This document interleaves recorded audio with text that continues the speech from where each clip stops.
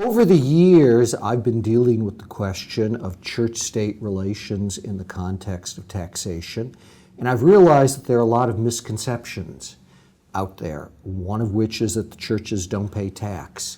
So I decided to write this book both to correct what I perceive of as the misconceptions about our tax systems and also to discuss the ways in which I think our system can be improved. As a matter of fact, our various states treat religious institutions in some respects very differently, and I think that's one of the strengths of our system. Federalism allows for a diversity of different solutions to the problems of taxing churches. When I say churches, of course, I'm referring to all religious institutions, including mosques, temples, and synagogues. In many ways, different states approach these taxes in different ways. So to take one of the most important cases, in some states, the parsonage homes in which clergy live are property taxed. In other states, they are not. In some states, they're exempted for supervising clergy. In other states, not. That kind of diversity and experimentation, I think, is actually a strength of our federal system. We cannot ever totally satisfy church and state.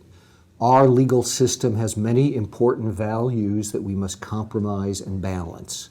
For example, we say that we don't want the government to establish religion. We also want the government to protect free exercise.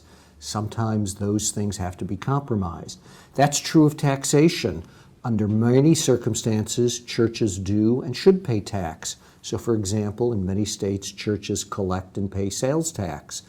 On the other hand, we want churches to exercise autonomy, and therefore, typically, we don't tax churches on their property.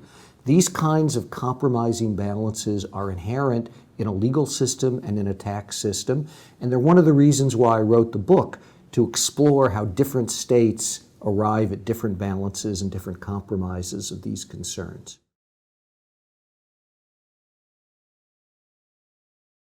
One of the reasons for the misconception is that, in part, it's true. There are taxes which do not apply to churches. Most obviously, we don't tax churches' general business activity. And by the same token, we generally don't tax church property. The problem with the misconception is that we have lots of other taxes that do apply to churches, such as Social Security taxes, such as real estate conveyance taxes. So when people say churches aren't taxed, that statement is true in part, but in important respects, it's not true.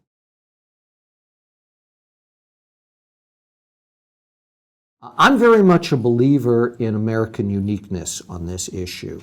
I believe that we as Americans are far more sensitive towards the autonomy of religious institutions and are much more concerned about the impropriety of religious influence improperly in government. So from my perspective, I think it's the other way around. I think we've come to reasonable solutions to these problems, and I think, if anything, we have a lot to teach the rest of the world.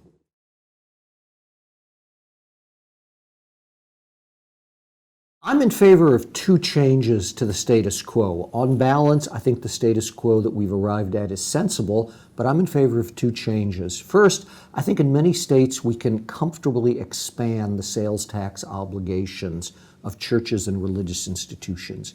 In many states, such as California, churches and other religious institutions both pay sales taxes on what they purchase and they collect sales tax on what they sell. I think that many states could broaden their sales taxes to look more like California's.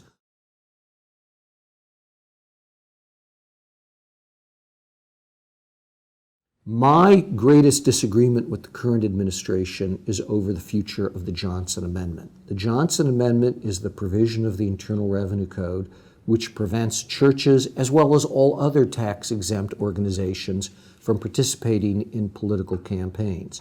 The current administration wants to abolish the Johnson Amendment altogether. I think that goes too far. I don't want churches or other tax-exempt, including religious institutions, to participate in political campaigns. I do, however, want them to be able to engage in internal and vigorous political discussion without having to worry that that's jeopardizing their tax exemption. So I am a believer that the Johnson Amendment should be modified to protect internal church communication, but I don't think it should be abolished. I think that goes too far.